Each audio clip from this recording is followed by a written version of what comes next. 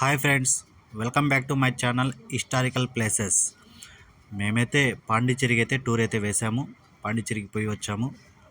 అక్కడ మా అనుభవాలు, మా బాధలు, మా సంతోషాలు అన్నీ అయితే పంచుకుంటున్నాము. ఫస్ట్ పాండిచ్చేరికి వెళ్ళే ముందు అన్నీ అక్కడ రూమ్స్ కానీ బీచెస్ కానీ మొత్తం కనుక్కొని వెళ్ళడం మంచిది. మేమైతే కొంచెం కనుక్కున్నాం, కొంచెం కనుక్కోలేకపోయాము.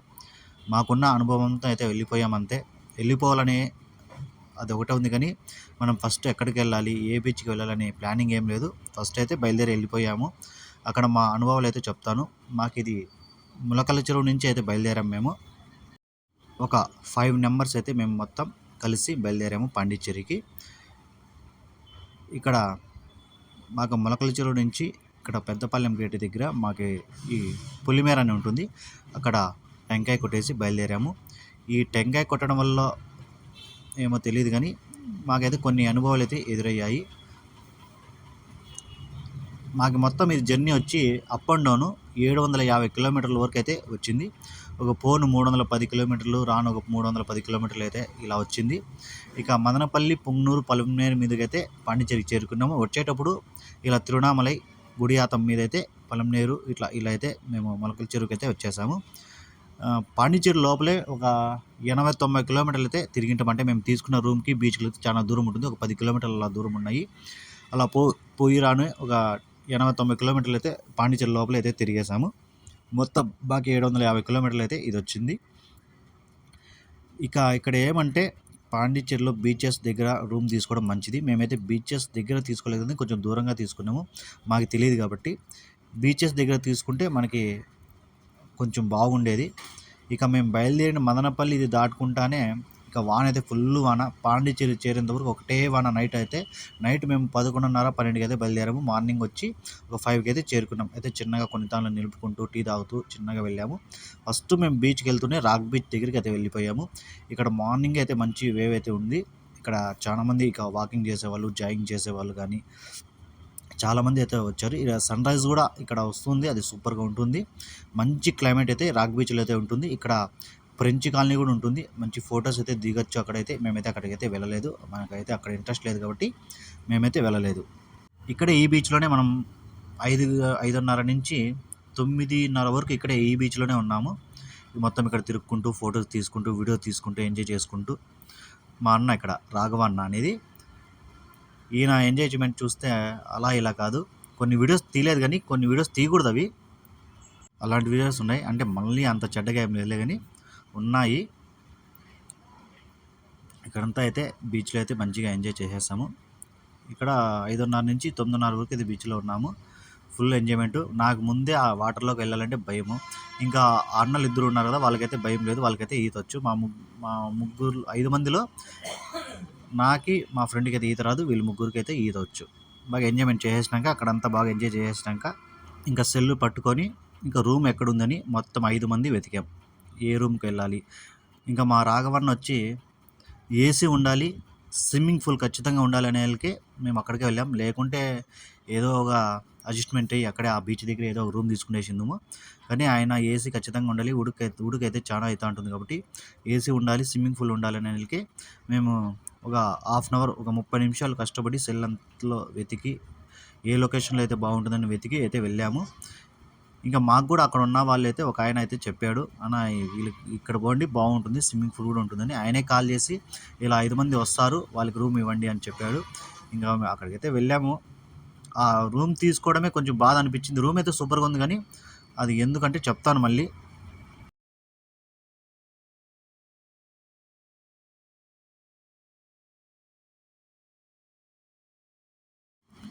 ఇది లైట్ హౌస్ అన్నమాట.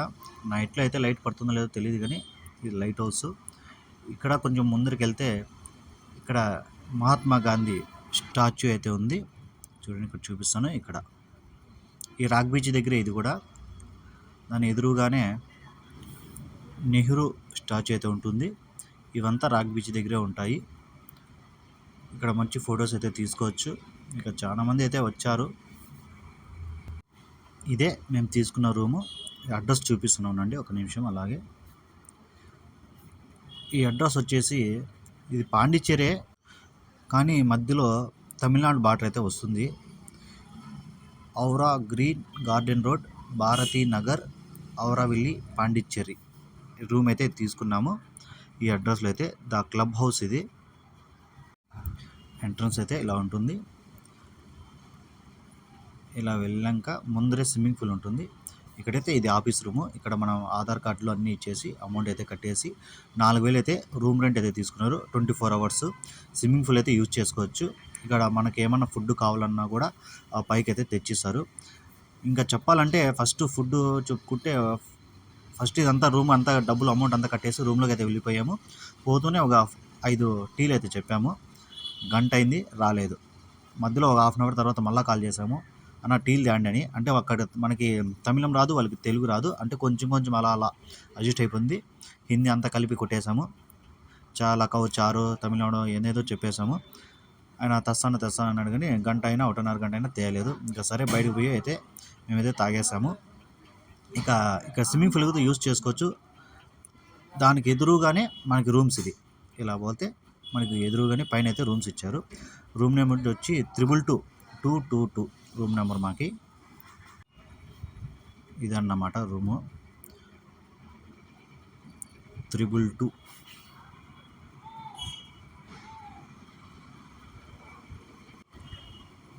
2 బెడ్రూమ్లు, ఫ్రిడ్జ్, టీవీ, ఇన్వర్టర్ మొత్తం ఉన్నాయి. రూమ్స్ కూడా బాగా క్లీన్గా ఉన్నాయి. రూమ్స్ ఏం పెద్దగా అంత ఏం చెడ్డగా లేవని మంచి రూమ్స్ అయితే బాగానే ఉన్నాయి. ఏసీ కూడా ఫుల్ ఆన్లో ఉంటుంది. మొత్తం వర్క్ చేస్తుంటాయి. మనకేమన్నా ఇక్కడ కిచెన్ కూడా ఉంది. మనకి ఏమన్నా కావాలనుకుంటే వాళ్ళు ఇస్తారు, చేసుకోవచ్చు. ఏమైనా చిన్న స్టవ్ తెచ్చుకున్నా కూడా మనం అక్కడ ఏమైనా చేసుకోవచ్చు. ఆ కిచెన్లో అయితే ఇది అన్నమాట కిచెన్. రూమ్ అయితే సూపర్గా ఉంది. మేము పెట్టిన బడ్జెట్కి అయితే ఇది సరిపోతుంది. 4,000కి అయితే ఒక 5 మందికి అలౌ చేశారు. అప్పుడే రెస్ట్ తీసుకునేసి బెడ్స్ కూడా బాగా మెత్తగా ఉన్నాయి. ఇక బ్యాగ్స్ పెట్టుకోవడానికి కబోర్డ్స్ అన్నీ మొత్తం బాగానే ఉన్నాయి. రూమ్ అయితే ఓకే, పర్లేదు. ఇక్కడ ఏమంటే ఇక్కడ సర్వ్ చేసే వాళ్ళు కొంచెం లేట్గా వస్తారు. మేము మధ్యాహ్నం కూడా బిర్యానీ చెప్తే ఒక బిర్యానీ మాత్రమే చెప్పాము. ఒక బిర్యానీ చెప్తే 1 అవర్ తర్వాత అయితే వచ్చింది. ఆయన పోయి మా ముందరే వెళ్ళాడు, కానీ 1 అవర్ తర్వాత అయితే వచ్చాడు. ఈ స్విమ్మింగ్ పూల్ అయితే ఒక 3 గంటలు అయితే స్విమ్ చేసాము. నాకి ఆడ వచ్చేవానికి అయితే ఈత రాదు, ఆడ కూర్చున్నవానికి వస్తుంది. ఇక్కడ మా అన్నాళ్ళు ఇద్దరికి బాగా వస్తుంది. మేమైతే ఫుల్గా ఎంజాయ్మెంట్ చేసాము. మాకేమన్నా నచ్చిందంటే ఈ స్విమ్మింగ్ పూల్ ఒకటే ఎంజాయ్మెంట్ అయితే సూపర్గా అయితే ఉండింది ఇక్కడ.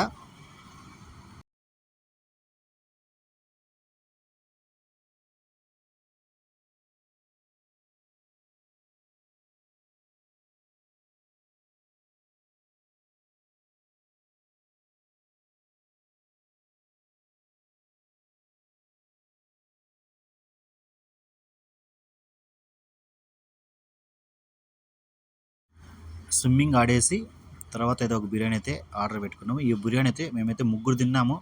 చాలా ఎక్కువ వచ్చింది. 100 రూపీస్ మాత్రమే బిర్యానీ. టేస్ట్ అయితే అదిరిపోయింది అనుకో. పాండిచ్చేరి బిర్యానీ అయితే మేము 2 చోట్ల బిర్యానీ తిన్నాం. 2 చోట్ల బిర్యానీ అయితే వండర్ఫుల్. అంతా అయిపోయాక సాయంత్రం ఇంకా బయలుదేరాం. ఎక్కడికంటే ఇంకా సాయంత్రం అయితే మా లాంటి బాయ్స్ ఏం చేస్తారు, సిట్టింగ్ దానికైతే బయలుదేరి వెళ్ళిపోయాము తెచ్చుకోవడానికి. ఇంకా కార్లో అయితే హాట్ తెచ్చుకుందామా, బీర్లు తెచ్చుకుందామా, జిన్ను తెచ్చుకుందామా, రమ్ము తెచ్చుకుందామని అనుకున్నాం. కానీ లాస్ట్కి వచ్చి బీర్స్ అయితే కేఫ్ బీర్స్ అయితే తీసుకున్నాం. మొత్తం మేము 5 మందిలో ఒక అన్న తాగడు, 4 మాత్రమే తాగుతాం కాబట్టి ఓకే, ఒక 8 అయితే తెచ్చుకున్నాము. టిన్నులు మాత్రమే, పెద్ద బిల్లు కూడా కాదు. ఇంకా మధ్యలో దారిలోనే చెక్ పోస్ట్లో ఆపారు. అక్కడి నుంచి ఒకటే బాధ. ఇంకా చెక్ పోస్ట్లో అయితే ఆపారు, కానీ మనకైతే అది తమిళనాడు బార్డర్ అనేది తెలియదు. కానీ బార్డర్ లాగా కూడా ఉండదు, ఒకే రోడ్డు లాగా ఉంటుంది, ఒకే సిటీ లాగానే ఉంటుంది. కానీ పోతున్నాము వస్తున్నాము. బార్గెట్ అయితే పెట్టారు. బార్గెట్లు కూడా ముందర ఒక 3-4 దాటుకొని వెళ్ళాము. మళ్ళీ ఒక బార్గెట్లు పెట్టారు. ఆ బార్గెట్లు అయితే చిన్న గుడిసె వేసుకొని ఆడ బోర్డు ఒకటి పెట్టుకొని అక్కడైతే పోలీసులు అయితే ఆపుతూ ఉంటారు. ఇక కార్లు అయితే తీసుకుని వస్తుంటే ఒక 8 టిన్నులు అయితే దొరికాయి వాళ్ళకి. ఇంకా లాస్ట్కి వాళ్ళకి చెప్పాం, ఇలా టూర్కి వచ్చాము, టూరిస్ట్ అన్నా కూడా వాళ్ళు ఏమి జాలి కూడా ఏం చూపించలేదు. కానీ ఫైన్ కట్టేసి వచ్చేసాము అంతే. ఇంకా పోతే పోయింది, డబ్బులు పోతే పోనీలే అని ఫైన్ అయితే కట్టేసాము. మీరు కూడా ఒకసారి పోయేటప్పుడు ఇవన్నీ చూసుకొని పోండి. ఏమన్నా ఎక్కడైనా ఉంటే బార్లలో కానీ తాగాలనుకునే వాళ్ళు అక్కడే రెస్టారెంట్స్ ఉంటాయి, బార్స్ ఉంటాయి, పబ్స్ ఉన్నాయి, అక్కడైతే తాగేసిపోయేది మేలు అనుకుంటా. లేదా మనం ఉన్న రూమ్లో ఒక 50-100 రూపాయలు వాళ్ళకి ఇస్తే వాళ్ళే తెచ్చిస్తారు. ఇది ఇంకా మంచి హ్యాపీ. రూమ్‌లో తాగే వాళ్ళైతే వాళ్ళ దగ్గర అమౌంట్ ఇచ్చి వాళ్ళ దగ్గర తెప్పించుకునేది మేడం. మనకి తెలియనప్పుడు మనం పోయి తెచ్చుకోవడం అయితే చాలా కష్టం అది.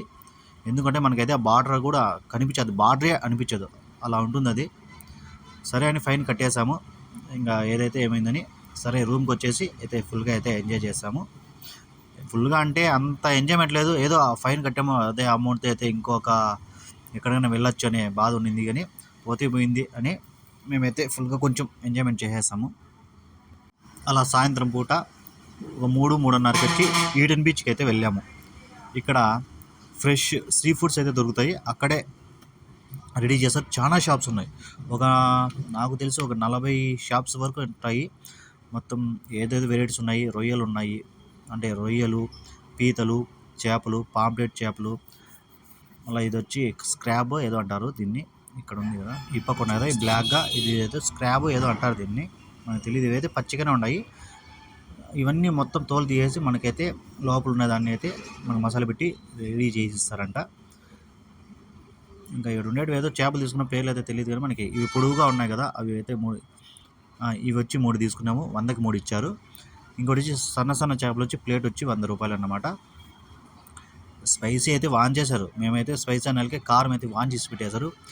మేము 5 మంది కలిసి ఒక 2 ప్లేట్లు తీసి ఇంకా బీచ్కి అయితే వెళ్ళిపోయాము.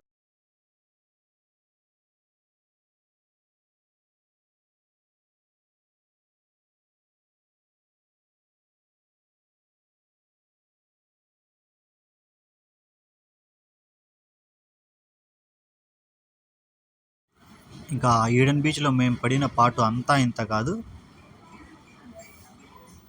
ఫుల్ కలర్స్, అమ్మాయిలు అబ్బాయిలు మొత్తం కలిసి ఆ బీచ్లో పొర్లుతూ అంటే ఆ నీరు చూస్తే ఉప్పు నీళ్ళు అంటే నేనేదో బోరింగ్లో వస్తాయి కదా, బోర్లో అట్లా సప్పగా ఉంటాయి అనుకున్నా, కానీ ఆ వాటర్ కొంచెం నోట్లో పడేలకే ఉప్పగా ఉన్నాయి.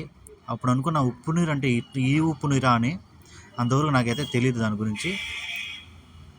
ఈవినింగ్ అయితే చాలా మంది వచ్చేసారు. మనకి సాయంత్రం ఇక్కడ 6 గంటల వరకే మాత్రమే అలవు. 6 గంటలు దాటితే ఇంకా వాటర్లో అయితే దిగనీరు. అక్కడంతా సెక్యూరిటీ ఉంటారు, పోలీసు వాళ్ళు ఉంటారు కాబట్టి ఆ తాడు కూడా దాటి ఆ పక్క వెళ్ళకూడదు. మొత్తం అక్కడే ఉంటారు వాళ్ళు, సెక్యూరిటీ వాళ్ళు, పోలీసు వాళ్ళు. ఈవినింగ్ 6-6:30 లోపలే ఆ వరకే మనకి లోపలికి అయితే పోవచ్చు, లేదంటే పైకి వచ్చేయాలి. ఇంకా 6 పైన అయితే ఇంకంతే. ఇక ఫుల్ ఎంజాయ్మెంట్ అయితే చేసేసాము.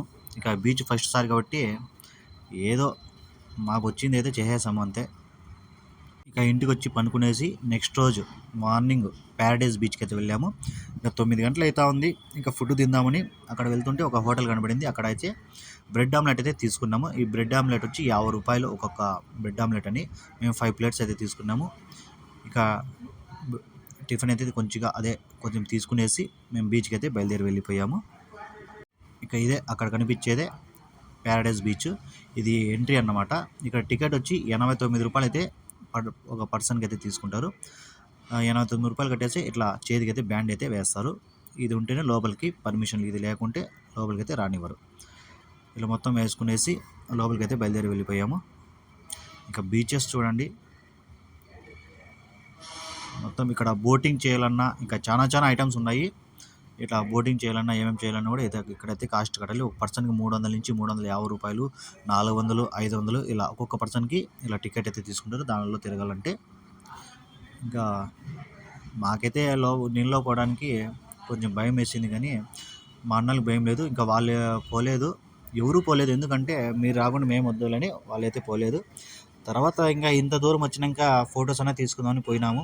ఇంకా అక్కడ హోటల్లో ఇక్కడంతా మొత్తం తిరిగినాక ఇక్కడ కొన్ని ఫొటోస్, వీడియోస్ తీసుకున్నాము. ఇక్కడ కూర్చోవాలంటే ఉత్త చేతులతో పోతే బాగుండదని అక్కడ ఉన్న ఐస్ క్రీమ్ తీసుకున్నాము. ఒక్కొక్క ఐస్ క్రీమ్ వచ్చి 90-100 రూపాయలు అయితే చెప్పారు. తీసుకునేసాం, ఏమైతే ఏమైంది అని తినేసి మళ్ళీ ఇంకా ప్యారడైజ్ బీచ్లోకి అయితే వెళ్ళిపోయాము. ఇక్కడ ప్యారడైజ్ బీచ్లో వచ్చేసి అంటే జనాలు కొంచెం తక్కువ ఉన్నారు, ఎందుకంటే మధ్యాహ్నం పూట కాబట్టి తక్కువ ఉన్నారు. ఈవినింగ్ అయితే ఎక్కువ వస్తారు. ఇక్కడ బీర్స్ కూడా తాగొచ్చు, బడ్వేజర్ టిన్నులు మాత్రమే అమ్ముతారు ఇక్కడ. దాని కాస్ట్ వచ్చి 320 రూపాయలు ఒక టిన్ను. ఇంకా అక్కడే లోపలికి పోకూడదు, అక్కడైతే బెంచీస్ కానీ కుర్చీస్ కానీ మొత్తం వేసింటారు. అక్కడ కూర్చొని తాగొచ్చు. లోపలైతే సాంగ్స్ కూడా పెట్టింటారు, మనం అక్కడ డ్యాన్స్ కూడా వేసుకోవచ్చు తాగుతూ. మేమైతే తీసుకోలేదు, మేము బీర్స్ అయితే తీసుకోలేదు. ఇంకా ఇక్కడంతా బీచ్లో అంతా ఎంజాయ్మెంట్ చేసినాక అక్కడ షవర్ అయితే ఉంటుంది. షవర్స్ అయితే అక్కడైతే స్నానం చేసి ఇంకా బయలుదేరి వెళ్ళిపోయాం. ఇంకా ఎక్కడికంటే తొక్కు బిర్యానీ తినేకెళ్ళాం.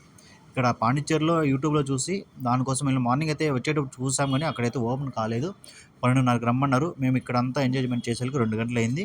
ఇంకా 2 గంటల తర్వాత అయితే ఇంకా జీవన సంధ్య రెస్టారెంట్ పేరు, చిన్న హోటలు. అక్కడ తొక్కు బిర్యానీ వచ్చి 140 రూపాయలు. మంచి టేస్ట్గా అయితే ఉంటుంది.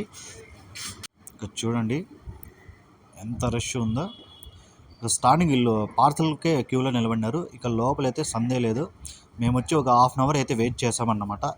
లోపలికి వెళ్ళి కూర్చుండేసాము. ఆ ఫుడ్ మా దగ్గరికి రావడానికి 30 నిమిషాలు అయితే పట్టింది. 140 రూపాయలు ఒక బిర్యానీ ఇది వచ్చి. రైస్ తక్కువ పెట్టినా కూడా ముక్కలు అయితే ఎక్కువగానే ఉన్నాయి. మనం అదే గ్రేవీలో అయితే ఆ రైస్ని అయితే తినేయచ్చు. ఉత్త రైస్ తిన్నా కూడా మంచి టేస్ట్గా ఉంది. ఒకవేళ పాండిచ్చేరికి వెళ్తే ఈ తుక్కు బిర్యానీ అనేది మిస్ కాకండి, ఖచ్చితంగా అయితే తినాల్సిందే. మా అన్న చూడు సూపర్ అంటున్నాడు.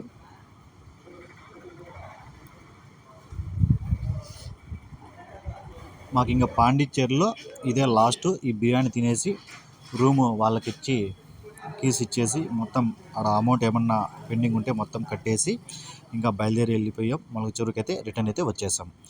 మొలక చెరువుకి వచ్చే దారిలో గుడియాతానికి వెళ్ళి అక్కడ తెలిసిన అన్న ఉంటే అన్నతో మాట్లాడేసి ఒక 2-3 అవర్స్ అక్కడే ఉండి అంతా మాట్లాడుకొని మళ్ళీ బయలుదేరి మొలక చెరువుకి అయితే వచ్చేసాము. ఇక ఇవే మా అనుభవాలు. ట్రిప్ అయితే హ్యాపీగా ఉంది, కానీ ఆ పోలీసుల ఫైన్ తప్ప మిగతా మొత్తం 100% అయితే ఎంజాయ్ చేసాము. చిన్న ఎంజాయ్మెంట్ కూడా అయితే వదలలేదు. ఇంకా ఫైన్ పడేలాగే కొంచెం నైట్లో కొంచెం డల్ అయ్యాము అంతే, కానీ ఇంకా 2-3 అయితే డల్ అయ్యారు. కానీ మేము ఎంజాయ్ చేయాలని ఖచ్చితంగా చేసేసాము. కొన్ని వీడియోస్ అయితే తీయలేదు, అంటే అక్కడ మాకు ఛార్జింగ్ అయిపోవడం కానీ, దానివల్ల అయితే బయటకు వెళ్ళినాక ఛార్జింగ్ అయితే ఏ మొబైల్లో కూడా లేదు. దానివల్ల అయితే వీడియోస్ అయితే తీయలేదు.